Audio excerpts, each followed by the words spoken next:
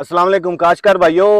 ਜਿਹੜੇ ਦੋਸਤਾਂ ਨੇ ਮੁੰਜੀ ਮੁੰਤਕਿਲ ਕਰ ਲਈ ਏ, ਉਸ ਤੋਂ ਬਾਅਦ ਬਾਰਿਸ਼ਾਂ ਲਗਾਤਾਰ ਹੁੰਦੀਆਂ ਰਹੀਆਂ ਨੇ, 10-15 ਦਿਨ ਬਾਰਿਸ਼ ਦਾ ਪਾਣੀ ਵਿੱਚ ਖੜਾ ਰਿਹਾ।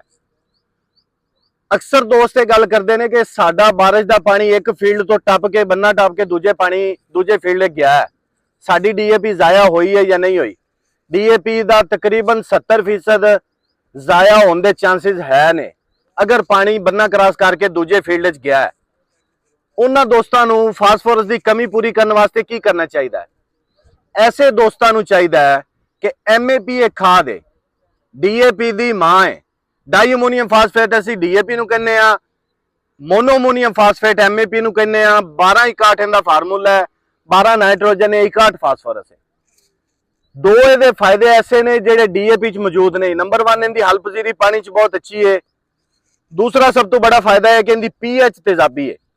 ਤੇਜ਼ਾਬੀ ਪੀਐਚ ਵਾਲਾ ਕੋਈ ਵੀ ਖਾਦ ਦਾ ਕੈਮੀਕਲ ਜਿਹੜਾ ਹੈ ਉਹ ਮੁੰਜੀ ਦੇ ਵਿੱਚ ਹਮੇਸ਼ਾ ਅੱਛਾ ਰਿਜ਼ਲਟ ਦੇਗਾ। ਡੀਏਪੀ ਜ਼ਮੀਨ ਵਿੱਚ ਵੱਜ ਜਾਂਦੀ ਹੈ, ਫਿਕਸ ਹੋ ਜਾਂਦੀ ਹੈ। ਐਮਏਪੀ ਮੋਨੋਅਮੋਨੀਅਮ ਫਾਸਫੇਟ ਜ਼ਮੀਨ ਵਿੱਚ ਫਿਕਸ ਨਹੀਂ ਹੁੰਦੀ। ਲਿਹਾਜ਼ਾ ਜਿਹੜੇ ਦੋਸਤਾਂ ਨੇ ਡੀਏਪੀ ਅਜੇ ਨਹੀਂ ਪਾਈ ਜਾਂ ਬਾਰਿਸ਼ ਵਾਲੇ ਪਾਣੀ ਤੋਂ ਬਾਅਦ ਉਹਨਾਂ ਦੀ ਡੀਏਪੀ ਜ਼ਾਇਆ ਹੋਈ ਹੈ, ਮੋਨੋਅਮੋਨੀਅਮ ਫਾਸਫੇਟ ਐਮਏਪੀ ਲੇਕਿन अच्छी क्वालिटी ਦੀ ਐਮਏਪੀ। ਚਾਈਨਾ ਐਮਏਪੀ ਦਾ ਉਨਾ ਅੱਛਾ ਰਿਜ਼ਲਟ ਨਹੀਂ ਹੈ। दीगर कंपनियां अच्छी एमएपी कैनेडा दी यूएसए दी एमएपी मार्केट में मौजूद है। 12.5 किलो 13.5 किलो यानी कि 25 किलो का एक बैग 2 किलियां ते अगर पहले डीएपी इस्तेमाल की है। अगर डीएपी इस्तेमाल नहीं की तो फिर 25 किलो का एक बैग फी एकड़ 2 किस्तां च तुसीं इस्तेमाल करो, उनका बहुत अच्छा रिजल्ट मिलेगा। जज़ाक अल्लाह, थैंक यू।